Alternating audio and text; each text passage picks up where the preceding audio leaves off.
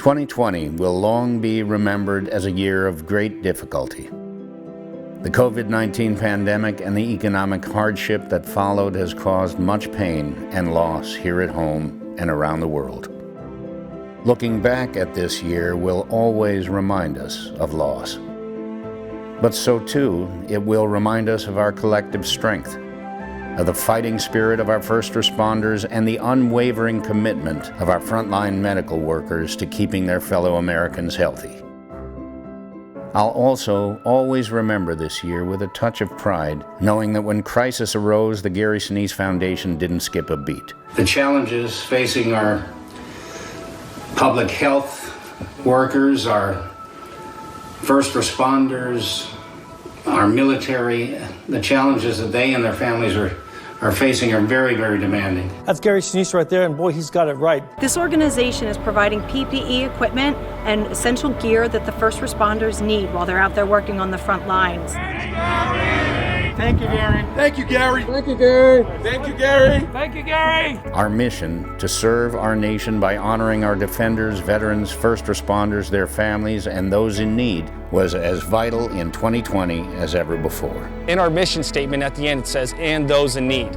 Well, Gary saw that there was a need, and he wanted to support our healthcare workers right now. He knows that they're the first line of defense, and they're protecting us and keeping all of us safe, so he wanted to support them and let them know how appreciative he is of their service. When the pandemic struck, we launched our emergency COVID-19 combat service. When I heard about the COVID-19 campaign, I wanted to offer my full support. To be able to help out and donate is just an honor of mine. Thanks to the support of thousands upon thousands of Americans across the country, we were able to shift our services to areas where they were needed most. You've supported us with other donations and equipment, and this is a big deal for us. Providing personal protective equipment to first responders, along with 60,000 meals at hospitals across the country, including our nation's VA hospitals. Last night during our Salute to Heroes event, the Gary Sinise Foundation brought over 900 meals to our first responders, our healthcare clinicians, our staff. That kind of support you just don't get anywhere else. It's just so wonderful of the Gary Sinise Foundation to do this for us.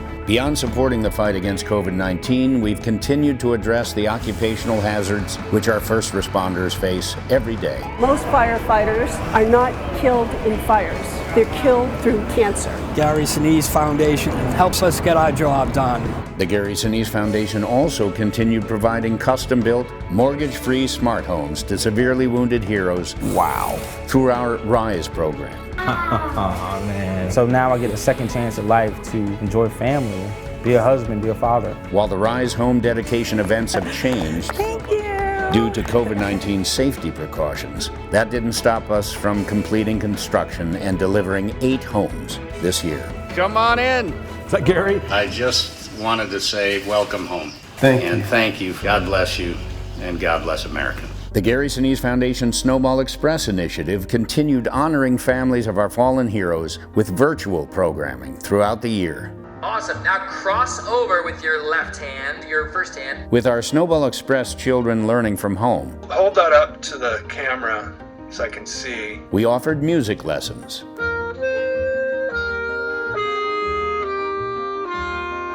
Given by members of the Lieutenant Dan Band. How did it feel to do it just by yourself? Nervous. Nervous, but you sounded great. Very nervous. But you did really, really good. Set up virtual visits to aquariums and elsewhere direct to computer screens. So we really got the story for Dolphin Tale 2 the same night we wrapped filming in Dolphin Tale. Is that crazy or what? True story. I was there, it happened. And for the graduating class of 2020, we mailed packages full of surprises to celebrate their academic achievement. They're just so thoughtful. My son didn't get to have a traditional graduation, and they sent him a box full of his favorite snacks. The love is in the details. I think that's why I honestly love them so much. And for the holidays, which can be such a trying time for these brave families, since we were unable to go to Disney World, we were thrilled to provide a virtual Snowball Express event. Hello, hello, hello, my wonderful Snowball families. Welcome to Snowball Express 2020. Hiya, Gary. Hello, Mickey.